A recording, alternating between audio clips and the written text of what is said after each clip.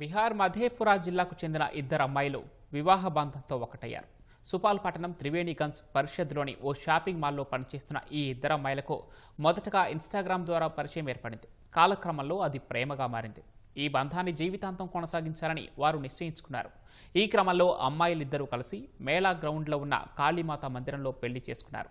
పెళ్లి తంతులో భాగంగా అమ్మాయిలు హోమానికి బదులు గ్యాస్ స్టవ్ చుట్టూ 7 అడుగులు వేశారు. గత 2 నెలల నుంచి ఓ గదిని అద్దెకు తీసుకుని కలిసి నివసిస్తున్నట్లు వివాహం చేసుకున్న ఇద్దరు అమ్మాయిలు తెలిపారు.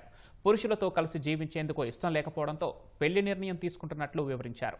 తమ కుటుంబాలు ఈ వివాహాన్ని స్వాగతిస్తే సంతోషమని, లేదంటే వారితో సంబంధాలు తెంపుకొని జీవితాన్ని కొనసాగిస్తామని స్పష్టం చేశారు.